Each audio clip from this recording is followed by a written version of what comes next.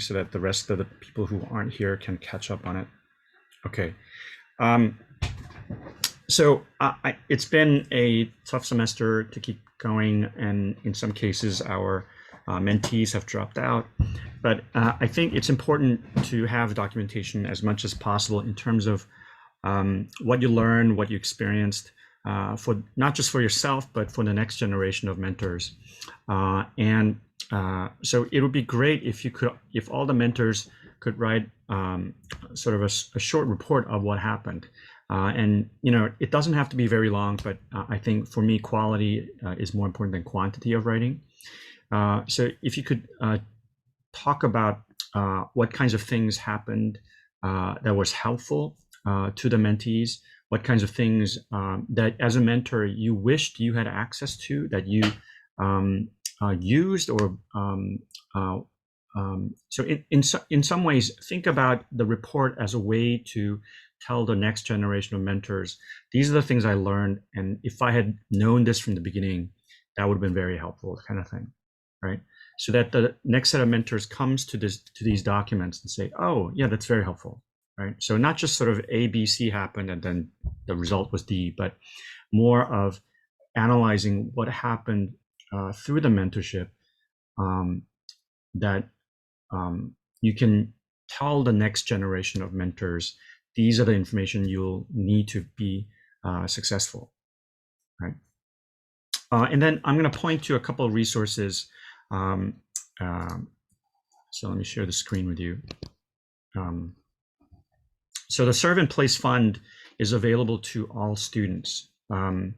So it's $1,000, and it's a rolling deadline. So the later you apply, the more likely the funding isn't there. So if you have a project that you would like to do in the summer that's somehow related to the Engage Cornell, this is a great one to do. And then the second one is for students. It's sort of 8 hours. It's sort of a how-to course. It's sort of 8 hours of readings and online gatherings.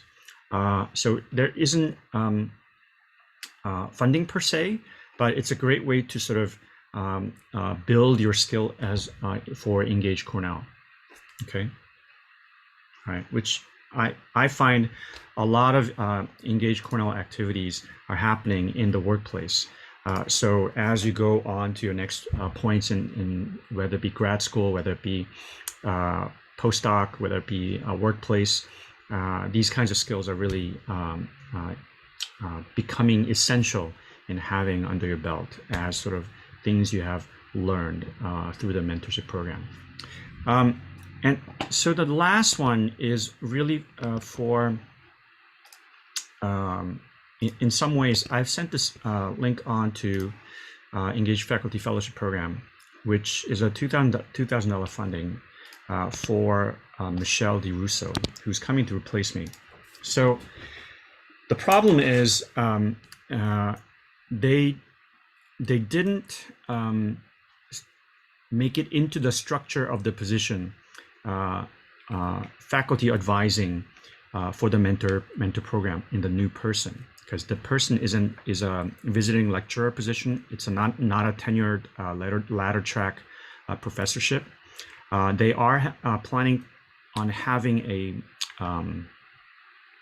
tenure track search sometime next year, and from what I've been told, it's going to be one of two positions, actually one of three, but it's unlikely that the college will approve all three searches. So long story short, basically they should have done this for this year so that the search could have happened this year so that the tenure track person could start in the fall. But for a number of reasons, including Cornell not sort of approving a lot of searches during the pandemic because they're tightening their belts financially. So the music department is putting in a request for a tenure track search for the director of orchestras and director of choral activities. And I think they're putting the priority on the orchestra because Michelle DiRusso's interim position is not renewable.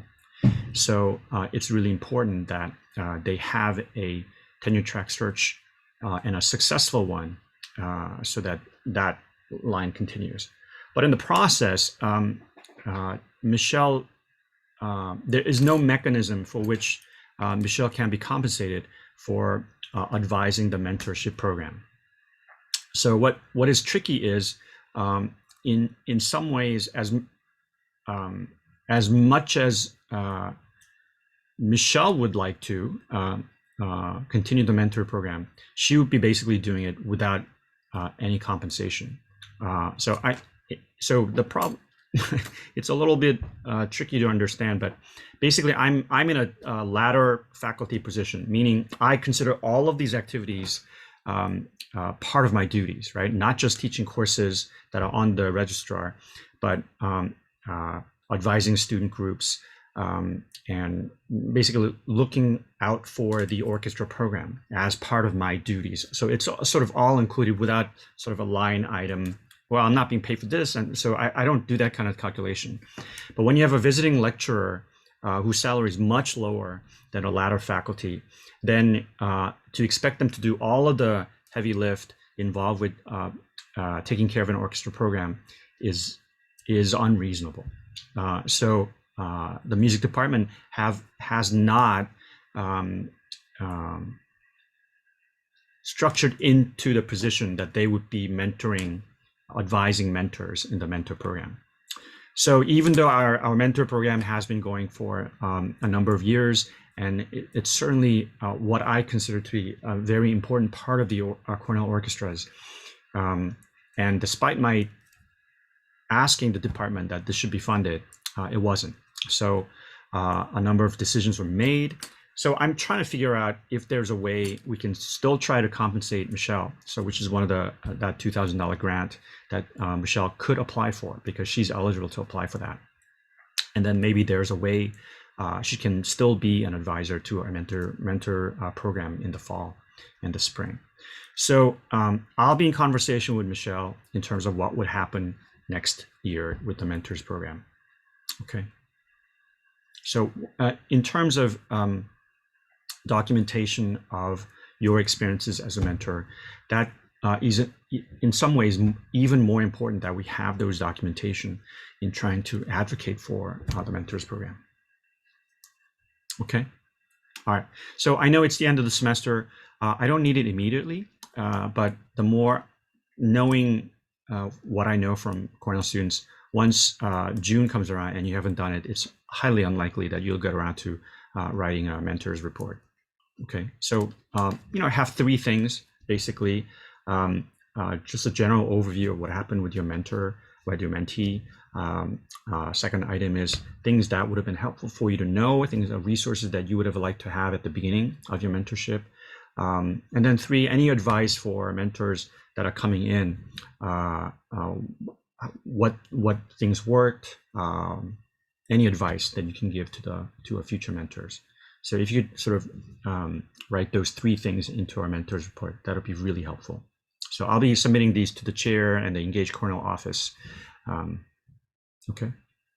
So those of you who are listening to this later on, please make that report, and let's set a deadline of maybe by next Friday is the deadline. Okay. All right. Any questions going forward? Okay, well, that's pretty much what I have. If you're interested in applying for one of the undergraduate student funding for Engage Cornell, either the Serve in Place or the summer workshop of Engage Cornell Skills, which doesn't pay you, but it's certainly valuable skills to have. So if you're interested in one of those, I'd be happy to write on your behalf to the office. Okay, so just let me know if you're interested in doing that. Okay. All right, well, that's all I have. It's been challenging, and I'm really thankful for all of your participation in this mentors program, because I really do think our students, mentees, benefited a great deal from their interaction with you. I certainly, when I was growing up, wished I had mentors like you that I could have looked towards. So I thank you for all of your time and effort thinking about and caring for and spending time with your mentees. I really appreciate that.